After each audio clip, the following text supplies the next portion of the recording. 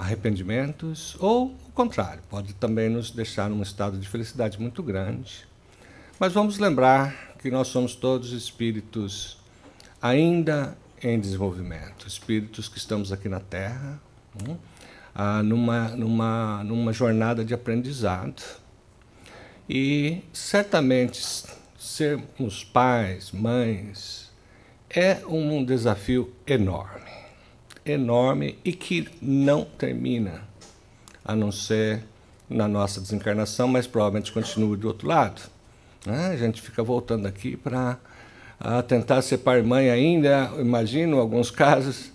Então, não sei quando termina, mas é um desafio muito grande. Nós somos, como diz a Joana de Ângeles, co-criadores junto a Deus Pai. Ou seja, com Ele e com a permissão dEle, e através do que Ele criou, nós estamos aqui para trazer espíritos, dar vida, corpo, para aqueles espíritos que precisam regressar à Terra para continuar trabalhando como nós. Então aí vem o conceito de cocriação. E é uma responsabilidade muito grande. Bem, o capítulo começa falando sobre piedade filial, e como quase todos os capítulos, abrem com uma menção de uma passagem de Jesus, ou de uma parábola. E aqui esse capítulo abre nos lembrando o seguinte, voltando a 3.500 anos atrás, na época de Moisés, quando nós recebemos o Decálogo, quando nós recebemos as leis divinas, e ele nos lembra alguns dos mandamentos. Sabeis os mandamentos: não cometereis adultério, não matareis, não roubareis, não prestareis falso testemunho, não fareis de agravo a ninguém. E aí vem: honrai pai e mãe. Honrai vosso pai e vossa mãe. E aí continua, esse não é o fim. É muito bom colocar em perspectiva. Jesus nos esclareceu várias vezes. Ele não veio aqui para destruir a lei e os profetas, ele veio aqui para cumprir, ou principalmente ensinar-nos a cumprir as leis divinas. E uma delas que já vem lá, já foi escrita, vamos dizer, no Decálogo, há 3.500 anos atrás, como disse, não era nada novo e continua e foi corroborado naturalmente por Jesus em palavras e obras. Bem, mas o que é piedade filial? Vamos ver um pouquinho sobre isso. Antes de mais nada, é uma consequência da lei geral da caridade e do amor ao próximo. O ponto de partida é sempre esse em muitos casos, né? Amar-nos uns aos outros, amar ao próximo como nós amamos a nós mesmos. Mas o termo honrai encerra uma coisa muito maior, um dever, que é o da piedade filial, né? E que nos cumpre de modo ainda mais rigoroso com os nossos pais e nossas mães, essa caridade que veio Jesus nos ensinar, esse amor. E é fácil de entender isso porque tudo começa em casa. Nós temos nessa vida uma experiência completa. A gente nasce e começa a ter uma experiência como filhos, né? E depois nós vamos crescendo, mesmo com filhos, nós passamos por um desenvolvimento moral, desenvolvimento espiritual, desenvolvimento físico, desenvolvimento do cérebro. Atingimos aí a nossos teenagers, como se diz aqui.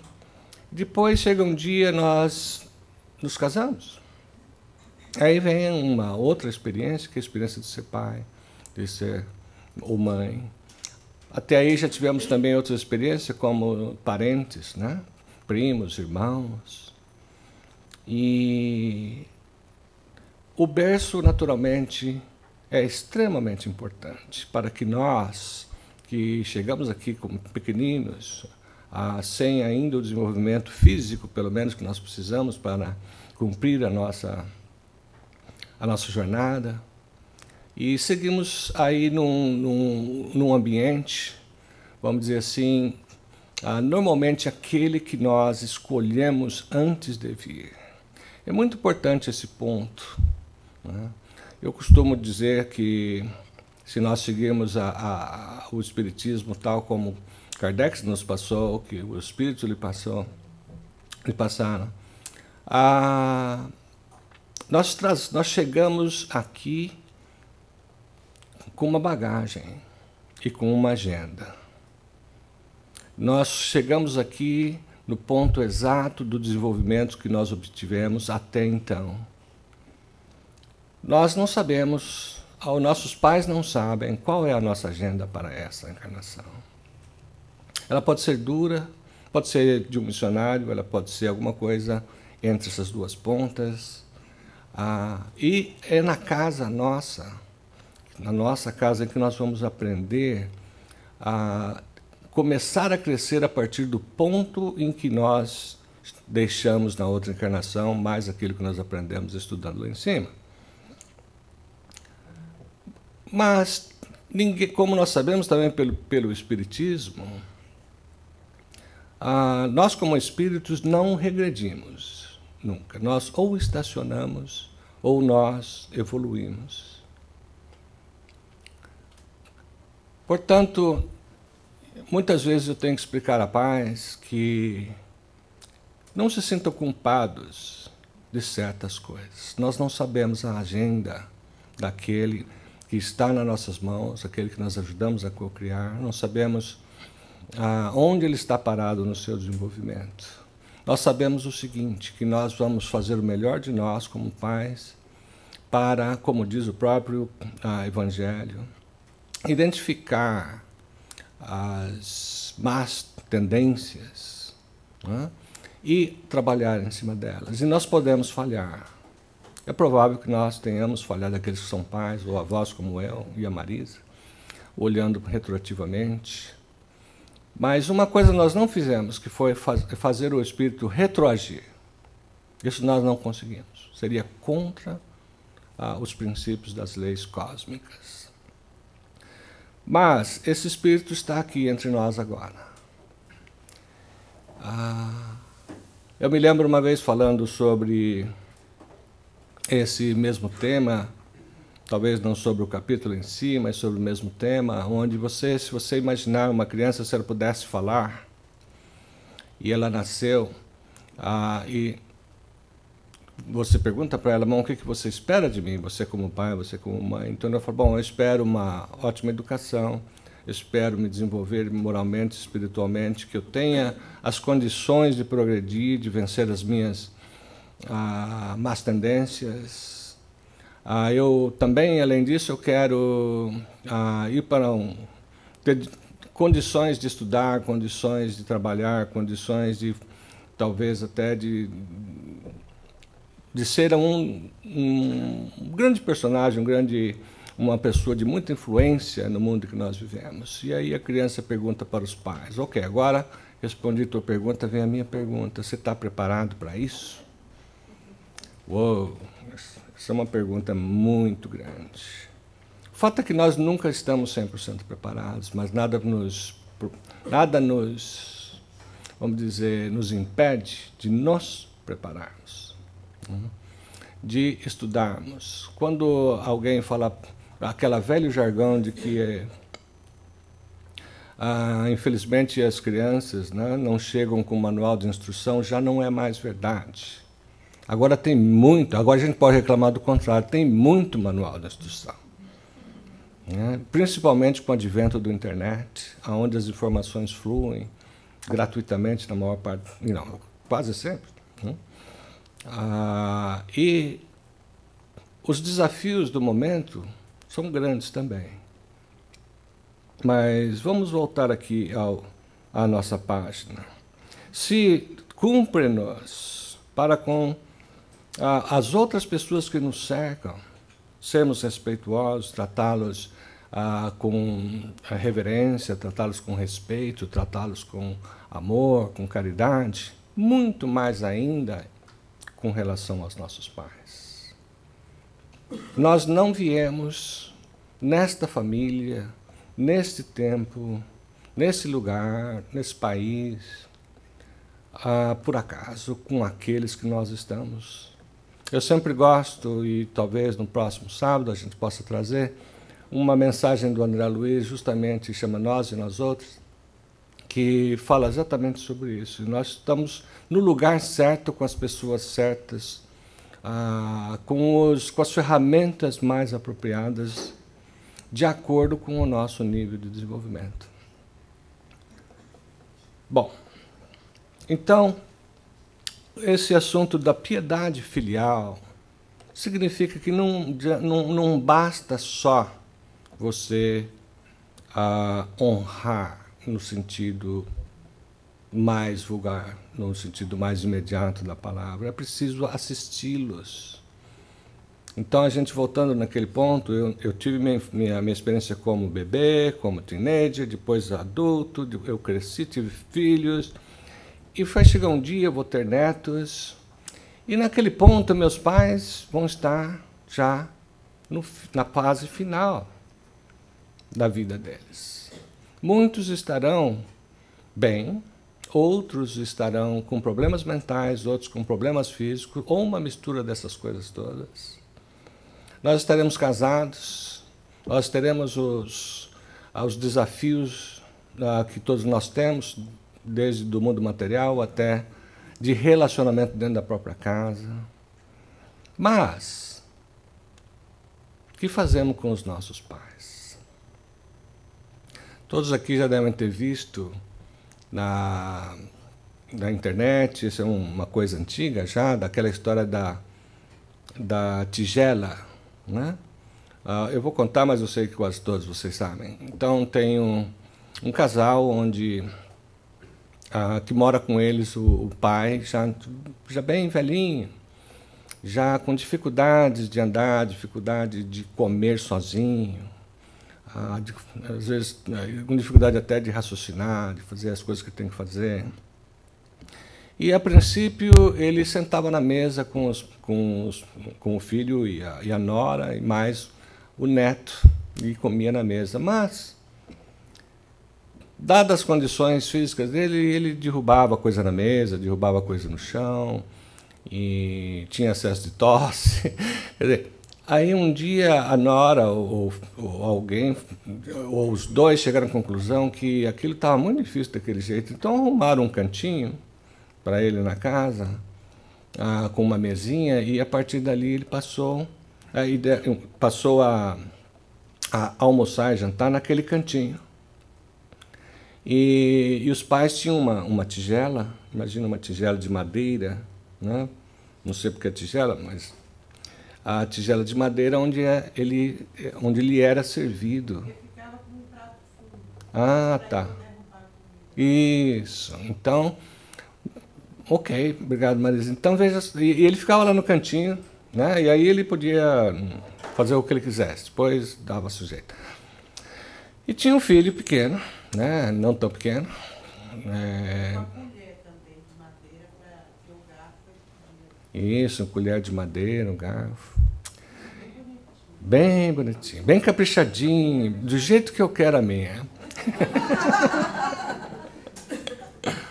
Mas, então, um dia o pai pegou o filho, que era pequeno, imagina, 7 anos, vamos estar aqui, limpando, preparando uma tigela de madeira, né? Sozinho lá no canto, e o pai pergunta para ele: meu filho, por que você está mexendo com isso aí? Por que você vai fazer com essa tigela? O que está acontecendo aqui? Qual é o deal? Ele fala: não, pai, isso aqui eu estou preparando essa tigela aqui para quando você estiver velhinho, para você comer. No cantinho, sozinho, assim, ninguém te amolar, lembra? Exatamente como você faz com teu pai. Então, veja só, claro que a partir dali houve um despertamento muito grande das emoções, da razão, vamos dizer assim, daquela família, e as coisas mudaram. Então, é isso, nós não temos uma só experiência, nós vamos estar na outra ponta também, né, com raras exceções, e justamente esse capítulo toca muito nesse ponto. Tá? Quando se fala em piedade filial, nós temos que assistir aos nossos pais, proporcionar a eles o repouso necessário, adequado, a dar-lhes coragem para enfrentar aquele estágio da vida, os desafios, até mesmo as dores, as doenças, trazer-lhes consolação. Jesus veio aqui para nos consolar, não é verdade? Nós estamos na doutrina da consolação. Enfim, tentar levar aos nossos pais alívio nas suas aflições do dia a dia, não é? Que nós também chegaremos lá. Mas nós não vamos fazer isso só porque nós também chegaremos lá. Nós vamos fazer isso por amor. Vamos fazer isso por respeito. Nós vamos fazer isso porque eles foram nossos pais, eles nos trouxeram a vida. E embora para muitos seja difícil entender a nossa situação, por que nós passamos por aquilo, está explicado, existe uma explicação. Nós apenas não sabemos ainda.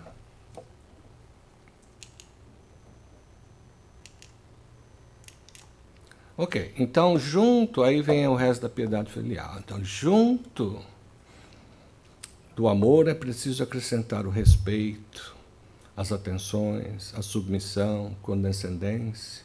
Né? Respeito é ter consideração para com a pessoa. É evitar atitudes reprováveis. Aquelas que vão trazer arrependimento, aquelas que vão magoar a pessoa, aquelas que vão fazer a vida dela mais difícil. Condescendência é uma palavra também importante, mas um pouco menos usada, talvez mais difícil. É o desejo de não causar insatisfação. É preciso ter essa abnegação, a vontade de fazer o bem. E a condescendência é justamente essa vontade de que você esteja satisfeito. É ser condescendente com alguém, é relevar, é validar a situação. Né? Porque é muito fácil, rapaz, você está velho, não entra nesse assunto aqui, porque você já não sabe. Você é de outra geração, você já está no fim. Né? Não, condescendência é também respeito no mais alto nível. Acomodar as vontades dos velhos. Os velhos têm vontades que a nossa cabeça não compreende. E tem ideias que fogem à nossa capacidade de aceitação. E nós sempre vamos ter pelo menos duas formas de lidar com eles quando isso acontece. Ou uma é falar, você está louco, você esquece isso, vai dormir, está na hora de dormir. Já passou da hora, você tomou teu remédio hoje? A outra é falar, ok, talvez, vamos ver, o que você está esperando, o que você está querendo, na verdade, com isso? Né? Por que isso tem que ser agora? Será que isso poderia ser amanhã, com o sol? Então nós vamos sempre, e com qualquer um, naturalmente, mas nós estamos falando dos pais, sempre vamos ter uma forma positiva de lidar com os pais e uma forma negativa de tratá-los, sem a condescendência, sem o respeito. E olha, a gente fala aqui, talvez vocês não conheçam casos, mas eu conheço, porque eu vejo muitos casos por aí na minha profissão. Recentemente, não muito, eu tinha uma família de 4 irmãs que levou a mãe para mim dar um jeito nela, porque estava impossível de conviver com ela. A mulher é cega e quase surda. E eu tinha que dar um jeito na velha. Não era um trabalho muito fácil, não. Mas a velha ainda conseguia pensar, e ela falou, não, eu não vou vir aqui. Ela foi uma vez, gostou, mas depois foi para casa, pensou bem, falou, não. Aí eu, nessa altura, tinha explicado para as meninas que existe uma forma, mesmo que ela não vá mudar, existem formas delas viverem uma vida melhor, conviver com a mãe. Uma coisa de perto, essas meninas que você está falando já estavam quase aqui, né? Também chegando. Eles estavam quase aqui chegando? Chegando na idade da mãe. Ah, é verdade. Elas estavam pelo menos na metade do caminho. No mínimo na metade do caminho, né? E era muito duro conviver com a mãe daquele jeito. Mas conversando com a mãe, o problema da mãe maior, o problema da mãe maior é que ela sabia que ela não tinha muito mais tempo e ela estava preocupada com o futuro das filhas. Só que ela não conseguia exprimir isso. E foi explicado para as meninas, nada mudou. Eles passaram muito pouco tempo lá porque o objetivo era consertar a mulher. Isso não dava. Temos que compreender os sentimentos, basicamente estávamos falando sobre isso agora há pouco. Temos que ter empatia com os velhos. O que é ter empatia? Não é simpatia. Alguma coisa pode ser simpática, né? E você passa do lado e fala, ok, acho que até entendo. Você mostrou-se simpático a uma situação. Empatia, para se ter empatia, é preciso se colocar no lugar do outro. Como se diz, vestir o sapato do outro. Né? Como, por exemplo, no caso que eu estava acabando de contar das mulheres, da mulher e das meninas. E eu chamo menina, moça, mas como a Marisa falou, já estava na metade do caminho. E empatia significa tentar entender e depois ajudar. E com misericórdia e com amor. Né? Então, é preciso ter empatia. O que levou meu pai, minha mãe a falar o que ele falou, ou pensar do jeito que pensa? O que eles estão querendo, na verdade? Não só com relação ao que eles nos dizem, mas com relação ao que eles querem fazer, o que eles querem ensinar. Enfim, trabalho grande aqui. Ok, ainda na piedade filial, vamos fazer um teste aqui. O que parece justo? Veja, isso tudo é copy and paste, não tem nada aqui meu. Lá no capítulo 14 fala assim, será então que é aos pais, velhos e fracos, que cabe servir aos filhos jovens e fortes? Ter-lhes a mãe vendido o leite quando os amamentava? Contou porventura de suas vigílias, quando eles estavam doentes, ou dos passos que deram para lhes obter o que necessitavam? Então, vamos dizer assim, uma chamada para a reflexão. Né? O que é justo aqui? É justo o que eu faço? É justo o que eu falo? Será que eu, às vezes, considero que eu cheguei onde eu cheguei porque eu tive que partir de um porto seguro, de um lar. Eu tive que partir de um corpo do meu pai e da minha mãe, no caso da mãe, com os filhos do pai. Eu sou uma cocriação entre meus pais e Deus. Mas qual parte? De novo, a parte material. Não? Porque eu não sou filho do espírito do meu pai. Ninguém aqui é. Eu sou filho do meu pai e da minha mãe, mas o meu espírito foi criado por Deus e só Deus sabe quantos milhões, eu nem sei ter a menor ideia de tempo quanto tempo eu tenho. Eu pareço assim, jovem, não é? Mas não sou, não. Bom, e Deus pune com rigor toda a violação desse mandamento. Palavras textuais. Está lá no capítulo 14. Deus pune. Né? Que jeito será que ele pune? Eu não sei. Nós somos casa a casa aqui. Uma coisa muito importante que eu devia ter falado é o seguinte, o Evangelho não foi escrito para mim ou para vocês em particular. Ele foi escrito para todos. E existem situações diferentes que têm que ser considerar os gravames, os redutores, etc., as nuances. Mas é bom explicar também que a gente refrazia sempre porque os espíritos que mandaram essas mensagens também não tinham todo o conhecimento e nem tinham todo o vocabulário na época. Então hoje a gente sabe que impossível Deus punir, porque seria uma contradição. A gente dava punição quando é uma criatura infinitamente boa e justa. Exato. O amor não pune, né? Exatamente. Então, toda vez que nós falamos em... O próprio Evangelho usa palavras... A palavra certa. Deus educa sempre com rigor toda violação desse mandamento. Isso. Deus educa sempre com rigor toda violação.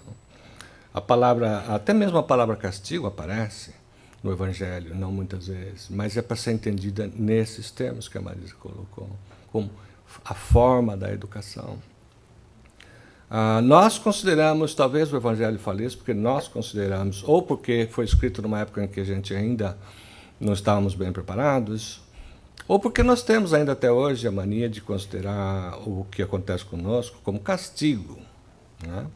Então, o que não é verdade. Todos nós aqui, que somos espíritas, que já estudamos, sabemos que tudo que se passa com a gente tem uma função dentro da lei de causas e efeitos. Mas diz o seguinte nesse item: ai do ingrato, será punido com a ingratidão e o abandono. Será ferido nas suas mais caras afeições, algumas vezes já na existência atual, mas com certeza noutra, em que sofrerá o que houver feito aos outros. Bom, ok. Até parece realmente uma punição, não é? Mas, infelizmente, nós ainda aprendemos desta forma, nesse mundo. Talvez no próximo, a partir do próximo mundo, nós tenhamos formas melhores de aprender. Mas nós aprendemos a humildade, né? a fazer caridade, por exemplo, da forma mais difícil. São coisas muito arraigadas. Nós fomos criados, no princípio, nas nossas primeiras encarnações, nós não tínhamos mais nada do que instintos. E nós estamos desenvolvemos já o nosso instinto, já passamos por uma fase de desenvolver sensações, estamos numa fase de desenvolver sentimentos, sendo que o amor, que é o mais sublime, mais alto, é o último que vai se completar, porque quando ele estiver completo, todo estará completo. E essas coisas que a gente passa nessa vida aqui, tem essa função de nos ensinar.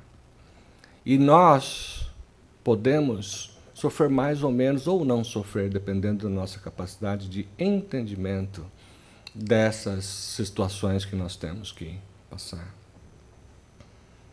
Mas a questão, então, como retribuir toda a grandeza do amor incondicional dos nossos pais, embora nem tenha nos parecido dessa forma. Nós não podemos pagar, falar, ok, eu fiz um cálculo até os 18 anos, ok, não. Não há nada que se pague amor, a não ser o próprio amor. E é isso que nós esperamos. Nós temos que lembrar também que nós somos todos imperfeitos. E dentro dessa imperfeição, nós esperamos que o próximo nos dê amor perfeito, o que é absolutamente impossível. Porque ele também não é perfeito. E esse próximo pode ser nosso pai, nossa mãe, nosso irmão. Não é verdade? Ok. Ainda dentro da piedade filial, alguns pais, é certo, descuidam de seus deveres e não são para os filhos o que deveriam ser. Aí você vai falar, agora sim, agora você está falando. Agora estou começando a falar comigo. Ok. Bom, mas não fique alegre muito tempo, porque é a Deus que cabe puni-los e não a nós. Ok. Joana de Ângeles já nos disse, eu acho que já falei aqui também, para que nos vingarmos? Isso é Joana de Anjos. Para que você quer se vingar daqueles que já estão assinalados pela justiça divina? Isso me ajuda muito, tá? E eu, usando a mesma metáfora de antes, quando fala assinalados pela justiça divina, eu imagino uma cruz, um X, na verdade, na testa da pessoa. Então eu olho para um que me ofendeu e falo, você já tem o X, eu não preciso fazer mais nada. Tá tudo bem. Mais alguma ofensa ou tá bom por hoje? Ok. Bom. E nem censurá-los, porque talvez seja merecido que aqueles fossem quais se mostraram. Isso é um tema muito interessante. Como eu estava dizendo, que o Evangelho não foi escrito para uma pessoa, ou para pessoas iguais, mas do mesmo tipo, mas sim para todos nós, tem as nuances, tem os casos especiais. E todos os casos, na verdade, são especiais. Eu, Gilberto, nasci, outra vez repetindo, com os pais que eu precisava. Eu posso ver isso claramente. E, infelizmente, no meu caso, eu só consegui viver com a minha mãe 19 anos, antes dela partir. Com meu pai, 23 anos, antes dele partir. Mas foi suficiente. Foi suficiente. Gostaria que... Bom, hoje não sei, mas gostaria de ter passado muitos anos com a minha mãe. Mas não foi esse o que estava reservado para mim. Mas onde eu queria chegar é o seguinte: nós não nascemos no lar errado, nós nascemos com aqueles com quem teríamos que nascer, e os pais podem ter falhado parcialmente, mas nós merecemos um monte de coisa que nós não consideramos para o nosso próprio bem. Então, a psicologia vai falar de pai autoritário, por exemplo, né? Pai autoritativo, pai negligente, pai isso, pai aquilo. São os vários tipos de pai. No momento, eu tenho um caso onde o pai é extremamente permissivo e a mãe extremamente autoritativa, e estão com problemas, inclusive o filho. Quem sou eu para julgar? O fato é que essa é uma condição em que o filho está, e isso não é por acaso. Muito provavelmente o pai está lá como aquele para fazer dar algum equilíbrio naquela família. E a mãe e o filho estão cumprindo uma agenda que os dois tinham que cumprir.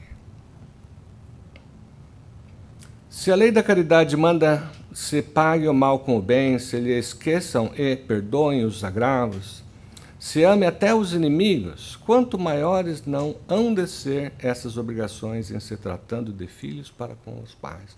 Está bem claro, não é verdade? Ok. Se Jesus aí falou não só isso, mas eu te digo ainda mais, ame os inimigos. Antes de mais nada, o conceito de inimigo para Jesus é completamente diferente do conceito de inimigos que nós temos. Mas se ele nos pede para amar os inimigos, quanto mais ele pediria para nós, para amarmos pais e mães? Todo procedimento censurável com relação aos estranhos, ainda mais censurável se torna relativamente aos pais. O que talvez não passe na simples falta, no primeiro caso, pode ser considerado um crime no segundo, porque aqui a falta de caridade se junta à ingratidão. Então, novamente, reforçando o fato. Dentro de casa é onde nós temos a tendência de expor nosso verdadeiro caráter, nosso verdadeiro eu, nosso verdadeiro temperamento, né? E tá ok, porque é ali que nós, é o nosso, vamos dizer, a nossa escola, é ali onde nós estamos para aprender. Mas nada impede de que nós estejamos conscientes cada vez mais do que é que nós estamos fazendo, do que é que nós estamos buscando. Por que que nós simplesmente achamos que o lar é para isso, às vezes, quando o lar é para nós conjuntamente encontrarmos o melhor caminho. Ok. Depois de piedade filial, vem essa famosa passagem de Jesus: quem é minha mãe e quem são meus irmãos? Então essa passagem é aquela onde a mãe de Jesus e os irmãos, né? Ninguém fala dos irmãos de Jesus, estavam preocupados, procurando Jesus, não sabiam onde ele estava. Até que, enfim, descobrem, ele está dentro de uma igreja, como chama isso? De uma sinagoga, né? Rodeado de pessoas. Ele era criança ainda, né? Rodeado de pessoas julgadas que sabiam tudo, né? Mas, no entanto, Jesus conseguia atrair a atenção e a curiosidade daquelas pessoas, daqueles famosos ali. E Jesus estava lá fazendo exatamente isso, passando a verdade dele para aquelas pessoas interessadas. Quando finalmente a mãe de Jesus e os irmãos descobrem onde eles estavam, né? E pede para chamá-lo. Não entra no templo, mas pede para chamá-lo. Então, aqui diz: tendo vindo sua mãe e seus irmãos, e conservando-se do lado de fora, mandaram chamá-lo. Ora, o povo se assentara em torno dele. Esse povo são aqueles que estavam buscando, estavam interessados nas palavras de Jesus. Eles disseram: tua mãe e teus irmãos estão lá fora e te chamam. Jesus então lhe respondeu: mas quem é minha mãe e quem são meus irmãos? Ok. Um ponto extremamente importante para nós, não só nesse capítulo, mas tudo que a gente lê sobre Jesus e através do Espiritismo, que Jesus não perdia nenhuma oportunidade para deixar um ensinamento. Toda ocasião era uma ótima ocasião para ele nos ensinar alguma coisa, nos deixar uma parábola, nos deixar uma sentença de impacto para nós pensarmos ou de imediato ou quando tivéssemos condições de entender melhor. E aqui está uma delas que, para quem nunca abriu o Evangelho, abre o Evangelho e lê isso aqui e fala: isso não deve ser o Jesus que eles falaram para mim. Quem é minha mãe e quem são meus irmãos? Mas isso é nada mais do que aquele momento em que Jesus nos enviando uma mensagem eterna, e certamente falando do ponto de vista da família espiritual, que é que nós vamos chegar também já já. E correndo o olhar pelos que estavam assentados ao seu redor, disse-lhe: eis aqui a minha mãe e meus irmãos, pois todo aquele que faz a vontade de Deus, esse é meu irmão, minha irmã e minha mãe. Ok. Então aqui tem uma lição bastante grande. Nós vamos honrar pai e mãe, tal como diz a lição. Jesus está nos expandindo um conceito para o que vamos entrar agora, que são os laços familiares, os laços espirituais. Mas expandindo o conceito de irmão, mãe, pai. Nós somos todos irmãos. Nessa vida aqui, nós temos um pai e uma mãe, e como se nunca tivéssemos, como se fossem os primeiros, nunca tivéssemos sido pai e mãe, ou não tenhamos sido pai e mãe. Mas, na verdade, não. Nós temos uma família espiritual. Nessa ocasião, nessa encarnação, esse é minha mãe, esse é meu pai. Que talvez em encarnações anteriores tenham sido meus irmãos, ou até meus filhos. Parentela corporal, então, e parentela espiritual, para fechar essa ideia. Como disse,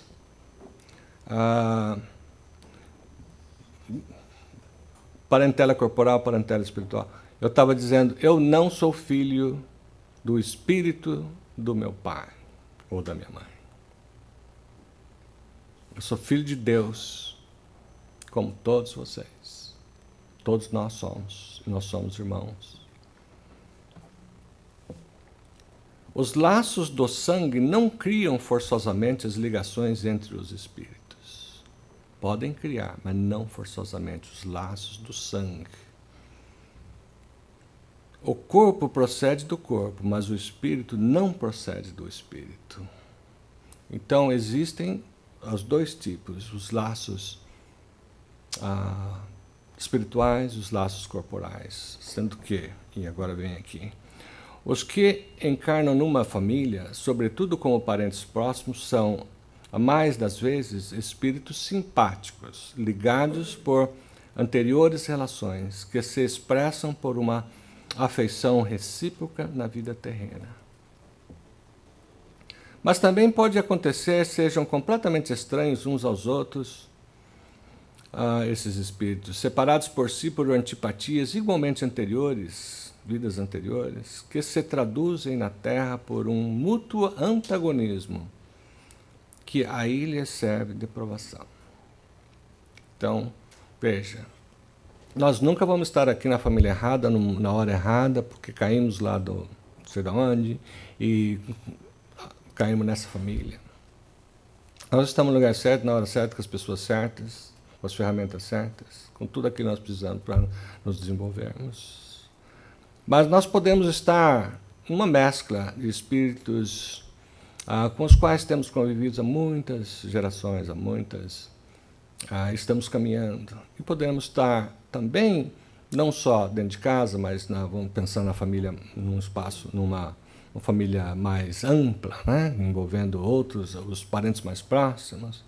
Podemos estar também diante de espíritos com os quais nós antagonizamos.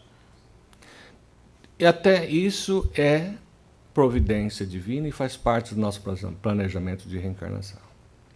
Porque é aí que nós vamos desenvolver certas virtudes que nós ainda temos que desenvolver, ou fazer crescê-las, como o entendimento, a compreensão, a compaixão, o perdão. Não? Perdão deve ser uma palavra, deve ser uma das coisas extremamente importantes nesse processo reencarnatório. Então, não são os laços da consanguinidade os verdadeiros laços de família, e sim os da simpatia, da comunhão de ideias, os quais prendem os espíritos antes, durante e depois das encarnações. Né? Muita gente já leu sobre almas gêmeas, por exemplo, né? E já se falou muito num centro espírita, seja lá qual for, sobre almas gêmeas, que é um acontecimento muito raro. Né? Almas que estão perfeitamente sincronizadas, no mesmo nível de desenvolvimento, buscando os mesmos objetivos. Isso é muito difícil. E para nós que estamos aqui encarnados, é difícil de identificar quais são algumas delas. Certamente Kardec, com sua esposa, Amélie, eles estavam juntos numa missão. Dizem que aquele que era o Superman, Christopher Reeve, com a sua esposa, que chamava Linda ou Diane, não sei agora, que também estavam, que tinham uma missão em conjunto. Em geral, nós estamos aqui para recapitular situações anteriores, progredir e passar num teste, dizendo, ok, venci aquela má tendência, venci aquele raiva, aquele ódio, aquela animosidade que eu tinha com esse espírito. Aí tem até o Alírio Cerqueira, que é um escritor espírita, e ele é médico, ele é psicólogo, psiquiatra, etc. E tem bastantes livros. Ele fala sobre, quando ele fala sobre divórcio, casamento e divórcio, mas principalmente sobre divórcio, então ele coloca o caso de que existia o casamento aonde existe um conflito, e eles podem ou se separar, ou ficar junto, ou reconciliar, né? E O primeiro dos casos é o casamento onde a pessoa tenta permanecer junto. Mas com a seguinte visão de que, do tipo, eu casei com essa pessoa, não a amo mais, mas eu vou ficar até o fim com ela, para que eu nunca mais volte com ela nas próximas encarnações.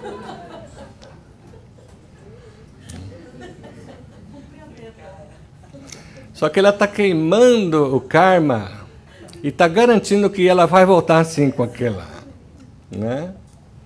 Então, o karma não são para ser queimados.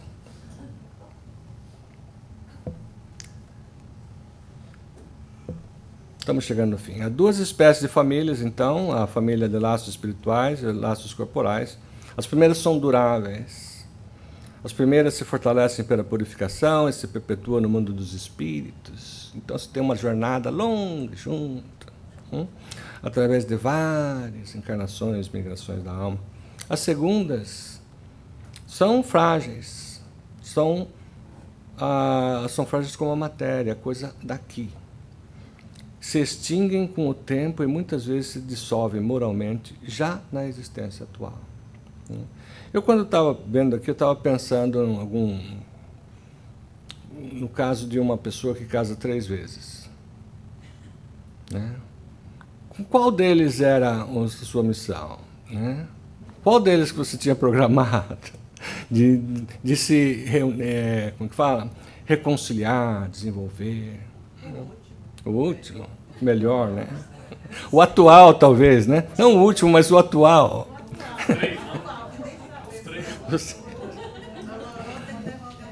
Pois é. Bom, certamente, uma vez mais, quando Jesus falava dos laços espirituais, laços corporais, ele estava falando da família espiritual, que é muito maior. E é a que vai sobreviver ao corpo. É aquela que vai levar daqui pais, filhos, mães, filhos, pais e irmãos. Né? Uma missão cumprida ou não cumprida. Débitos ou aquela sensação de, ok, venceu a si próprio. Não é vencer ao irmão, ou ao pai, ou à mãe. É vencer a si mesmo. Né? Porque aqueles filhos que têm problema com os pais, não tem que vencer os pais, tem que vencer a si mesmo. Porque os pais vão embora. E somos todos os espíritos de uma constelação diferente dessa. E vamos estar em condições diferentes. E o pai não vai estar sentado com o filho na hora da prestação de contas. Então, no fim, é vencer-se a si mesmo.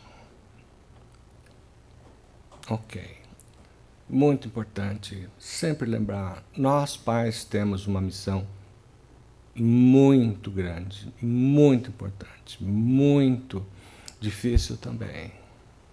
E cabe-nos, a cada instante, de procurar aquilo que está faltando, a palavra que não foi dita, ou a solução que não foi tentada, o amor que não foi dado, a lição que não foi bem passada. Nós temos que fazer a nossa parte. E os filhos têm que fazer a parte deles. E todos nós um dia vamos estar lá em cima, em algum lugar, não sei na onde, olhando para trás e falamos, ok, foram tempos de grande provação, mas vencemos. E estamos prontos para uma jornada muito mais importante e melhor. Com isso, vejo-os na próxima semana e que tenham uma ótima semana. Obrigado.